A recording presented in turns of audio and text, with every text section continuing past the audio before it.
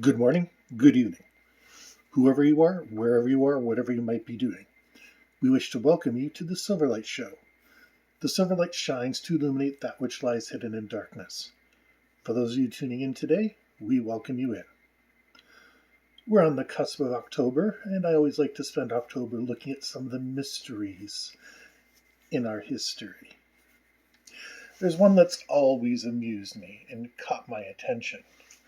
That was the Mad Gasser attacks in the 1930s and 1940s in the United States. The general pattern of the attack was person would come home or be at home, somebody would spray gas inside their house. Now this gas wasn't toxic, but it would make them feel ill and nauseous. It supposedly smelled a little sweet, and nobody was able to identify it. They even brought a doctor in. He was able to say it wasn't ether, it wasn't any of the gases that he knew of. So whatever this stuff was home brewed. Now the interesting thing is, it happens in 2 years, 1933 and 1944. That's right, 11 years apart. Before I made the statement, I thought it was the same person, or that it could be a generational thing. You know, father and son perhaps, or the same person doing the same attacks. Because after all, the attacks in Virginia and the attacks in Mattoon, Illinois, is only about a 10 to 12 hour drive apart. This is the 1930s and 1940s when automobiles are really becoming a thing. Lots of people own them, and during the war years, it's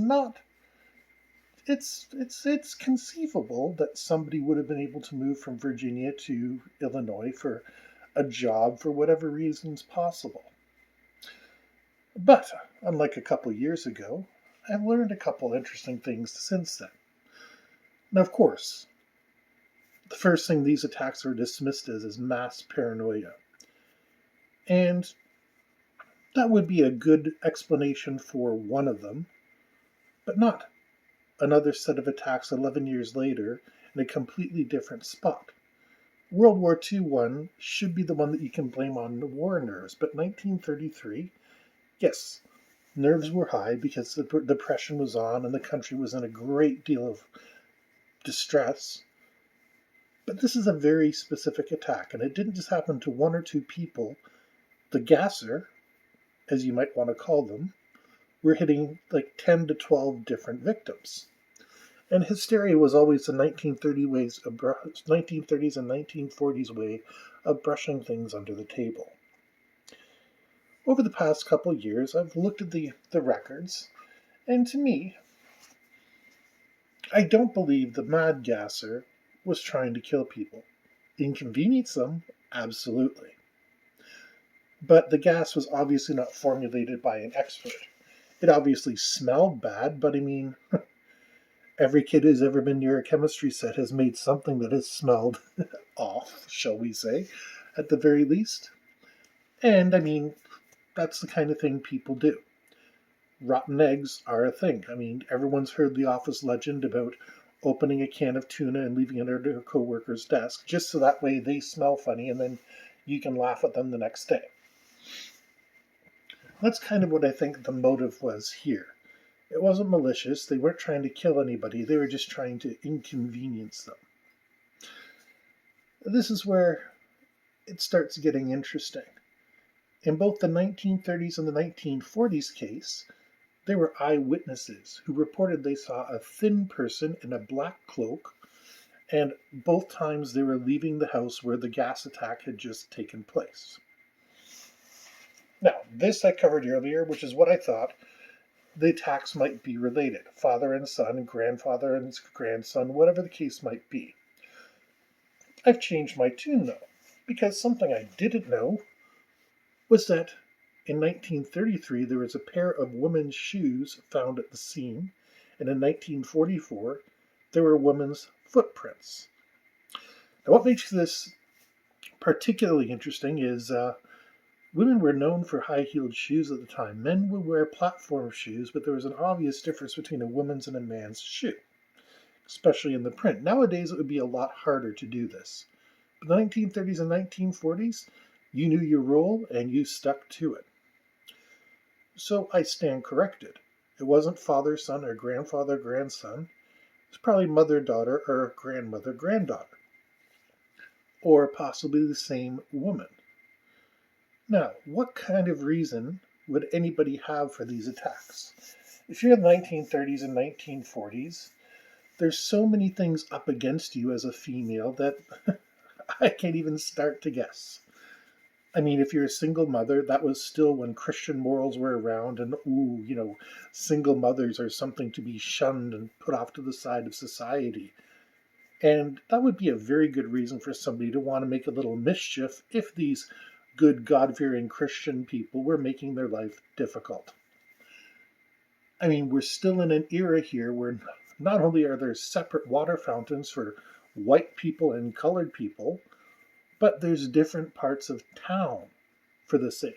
So if you're living with your people and they've shunted you to the edge of their society, you've effectively been ostracized. Sooner or later, someone's going to sell you food, but at the same token, what are you going to do for work? Because people back then would tut and put up their noses at absolutely everything. So the question isn't what could have forced this person, this woman in my opinion, to go over the edge, but more what specifically was it? Because there was probably a whole lot of reasons for her to want to get back at these people. And I mean, a stink bomb, stuff like that, heck, it's an honored tradition. Now, nobody was ever hurt by the gases. They were noxious, they would make people throw up, although, if you're in a home and you smell something strange coming in, nervousness will occur. And people will think, especially in the 1930s and 1940s when they didn't really have a whole lot of knowledge, they're going to think, ooh, this is terrible, and start throwing up, because that's a natural human reaction. If I give you something that smells or tastes funny, you will start to gag, unless you have a cast iron stomach, in which case, God bless you. But the fact that one of North America's most incredible anomalies was either female or was a cross-dresser, which was another sin back then. The horror that you would put on women's shoes. I've never done it because I have gigantic feet, but at the same token, I have no particular issue with it. But there's a huge part of society that would have and could have been marginalized, and they would have had an equal amount of a desire to get back at people. Right now, I'm going to stick with the woman explanation, the female. And we're not getting into debates over sexuality and how you'd identify. Let's keep things simple because this is supposed to be a simple show. But we still have two very related, very homogenous attacks, 11 years apart, within a 10 to 12 hour drive from Virginia to Illinois. I haven't done the research to check whether there was a train line or a highway or anything like that going between them, but it wouldn't have been a big deal to get from one place to another. There might even have been passenger airline service back then, although I doubt that would be the case. So more likely a car or a train. That being said, the two cases are almost for sure related to each other. And our Mrs. Mad Gasser of Mattoon, which is exactly the opposite what you see in the pictures. The pictures depict this freaky Edward Munch scream kind of person in this balaclava with a big hose of gas. What if we have replaced that instead with a woman who has had a hard life, and it would look creepy at night. Remember, we're talking the 1930s and the 1940s. Streetlights are a thing, but there's moonlights back then, which is basically a gigantic light, an arc light, burning mercury vapor, and it puts out a hell of a lot of light, but it suffers from the inverse square law very bad. So even the best streetlights back then, we would consider less than a 40-watt bulb in the modern terms. Well, 40-watt bulb before they came up with CFL bulbs. So these people misidentifying whether it was male, female, whatever the Mad Gasser was, is not a big surprise. We just know that they're thin and they wear women's clothes, or women's shoes. And the black coat in those days would have only made sense because you wanted to have faded into the background, especially in the 1940s when there were blackouts, when there were police going around trying to find people.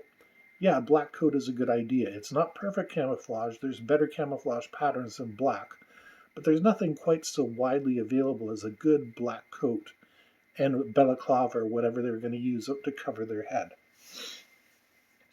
The one thing that we do know about the Mad Gasser is they were pretty athletic. They were chased a couple times, the police were notified about them, and they were never caught. So that kind of shows that they're pretty talented with their feet. Other than that, the Mad Gasser of Mattoon and the Mad Gasser of Virginia are one of these interesting legends that have disappeared into time. I'm looking very much forward to the next 20 years or so to see whether this is a phenomenon that will repeat itself.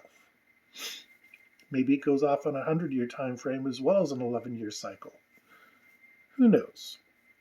But I highly doubt that it was that unique that would happen to two counties 11 years apart and then never again.